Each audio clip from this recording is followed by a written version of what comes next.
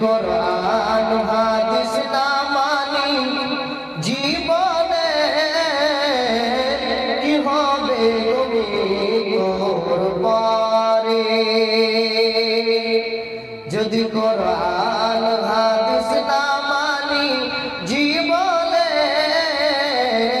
কি হবে তোর পরে কবরের মাঝে কি দিব জবাব কবরের মাঝে কি দিব জবাব মুনকার নবীরের তারে যদি কোরআন হাদিস না মানি জীবনে কি হবে তোর পরে সার মাযহাবকে ফরজ নিয়েছি এক মাযহাবে আমল করেছি কোরআন হাদিসের দিকে দেখিনি তো ফিরে কি হবে তোর পরে যদি কোরআন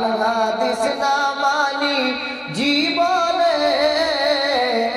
কি যখন বেঈমানকে তার বাম হাতে আমল না দেওয়া হবে সেখানে সে আফসোস করে বলবে ফায়াকুলু ইয়া লাইতানি হায় আফসোস লাম উতা কিতাবিয়া যদি আমাকে কিতাবটা না দেওয়া হতো কত ভালো হতো যদি আমাকে আমলনামাটা না দেওয়া হতো কত ভালো হতো ওয়ালাম আদরি মা হিসাবিয়া যদি আমার হিসাব না হতো কত ভালো হতো সে বান্দা এই রকমের চিৎকার করে বলবে কারণ একটাই সে পৃথিবীর মধ্যে বেঈমানি করেছে পৃথিবীর মধ্যে নবীর হাদিস মানেনি পৃথিবীর মধ্যে নামাজ পড়েনি পৃথিবীর মধ্যে সে সিয়াম পালন করেনি অর্থাৎ আল্লাহর কোরআন মানেনি নবীর বিধান মানেনি ওই জন্য সে তার বাম হাতে আমলনামা পড়ে যাবে আর সে আফসোস করবে ইয়া লাইতানি হায় আফসোস আমাকে যদি কিতাবটা না দেওয়া হতো আমাকে যদি আমলনামাটা না দেওয়া হতো কত ভালো হতো যদি আমি আজও না জানতাম আমার হিসাবের কারণে যদি আমার হিসাব না নেওয়া হতো কত ভালো হতো আল্লাহ তাআলা বলবে খুশু তাকে ধরো আর আল্লাহ বলবে তাকে ধরো ফাগুল্লু তাকে দড়িয়ে পড়া বাপজান আমার ভাই জান আমার যদি পৃথিবীর মধ্যে ভালো আমল করে যান তাহলে আপনার জন্য ডান হাতে আমলনামা পড়বে কিয়ামতের দিন আবার যদি পৃথিবীর মধ্যে খারাপ আমল করেন তাহলে আপনার বাম হাতে আমলনামা পড়বে একই হিসাব হে মা আমার বোন আমার একটা কর্ণপাত করো ঠিক এরূপ তোমাদেরও হিসাব নেওয়া হবে যে বেবান্দি যে বোন আমার যে খালা আমার মা আমার আল্লাহর বান্দি যদি ভালো আমল করে থাকে তাহলে তার আমলনামা ডান হাতে আসবে আর আল্লাহর বান্দি যদি খারাপ আমল করে থাকে তার আমলনামা আসবে বাম হাতে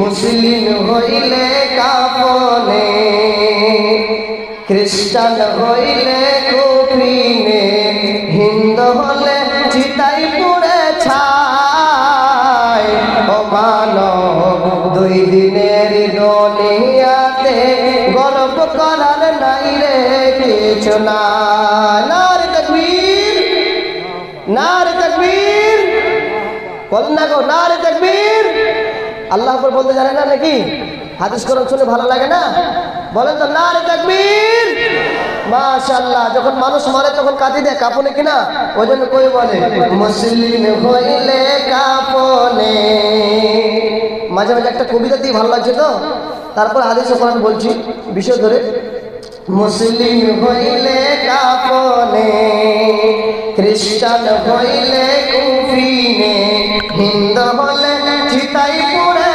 ছাই ও মানব দুই দিনের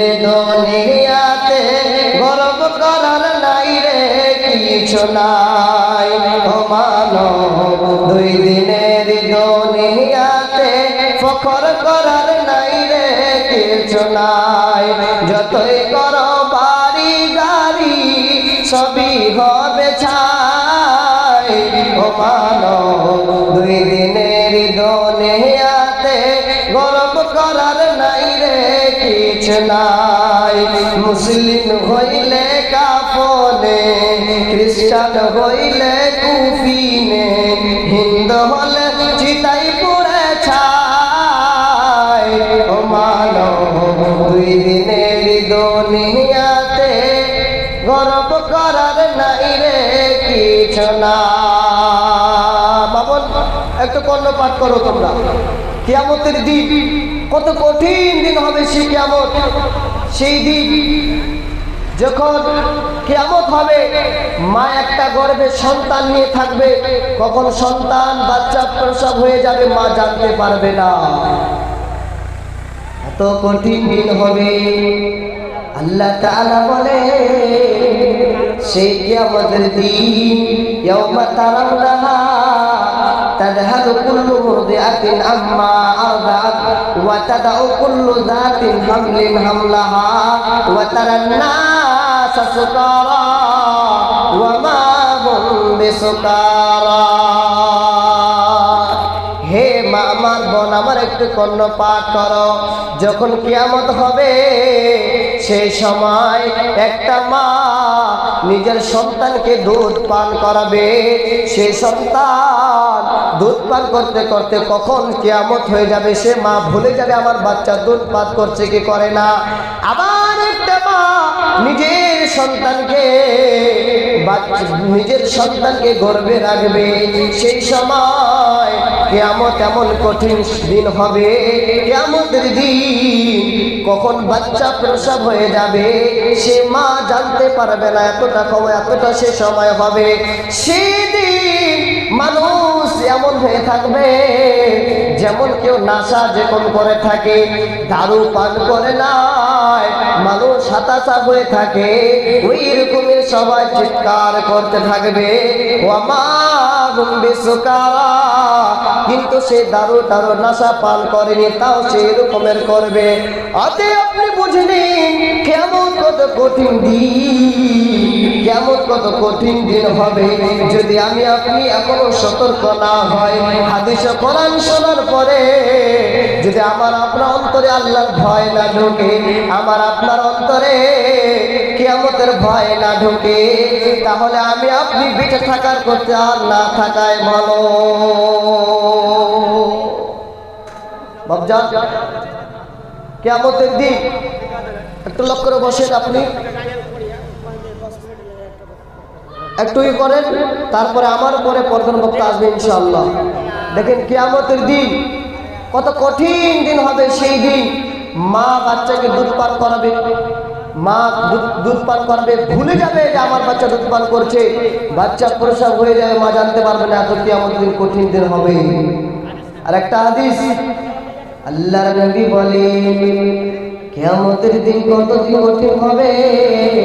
সেই কিয়ামতের দিন আজকে সূর্য কোটি কোটি কোটি মাইল দূরে আজকে সূর্য রয়েছে।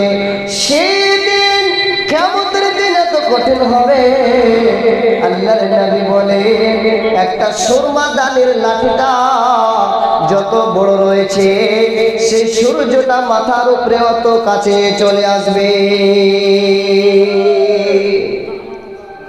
বাপজান আমার, ভাইজান আমার, আমি নিজে বানিয়ে বলি না, আল্লাহর নবীর হাদিস। আল্লাহর নবী বলেছেন এখন সূর্য কোটি কোটি কোটি মাইল দূরে রয়েছে, তাও আমরা সূর্যের তাপ বরদাস্ত করতে পারি না।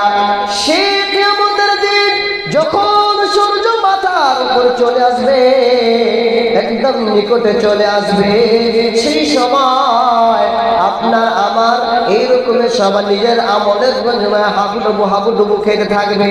যদি আমি আপনি পৃথিবীর মধ্যে ভালো আমল করে থাকি, তাহলে আপনি নিজের আমলের বিনিময়ে হাবুডুবু খাবে।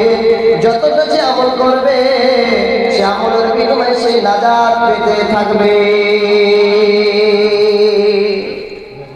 হাদিসটা পড়েছিলাম সাবআতুন ইউযিল্লুহুমুল্লাহু ফি যিল্লিহি ইয়াওমা লা যিল্লা ইল্লা যিল্লুহু। প্রথম হলো ইমামুন আদিল, দ্বিতীয় নম্বর হলো ওয়াশাবুন নাশাআ ফি ইবাদাতিল্লাহ, তৃতীয় নম্বর হলো ওয়ারাজুলুন কলবুহু মুআল্লাকুন বিল মাসাজিদি ইযা খারাজা মিনহু হাত্তা ইয়াউদা আলাইহি। আল্লাহর নবী বলেন এই 7 প্রকারের ব্যক্তি আল্লাহর কাছে চাইতে জায়গা পাবে। তার মধ্যে প্রথম হলো ইমামুন আদিল, নেকপরায়ণ নেতা। দ্বিতীয় নম্বর হলো ওয়াশাবুন নাশাআ ফি ইবাদাতিল্লাহ, নওজওয়ান যে জওয়ানি অবস্থায় আল্লাহর ইবাদতে কাটিয়েছে। তৃতীয় নম্বর হলো আল্লাহর নবী বললেন ওয়ালাদুন কলবুহু মুআল্লাকুন বিল মাসাজিদ ইযা খারাজা মিনহু হাত্তা ইয়াউদা ইলাইহি। আল্লাহর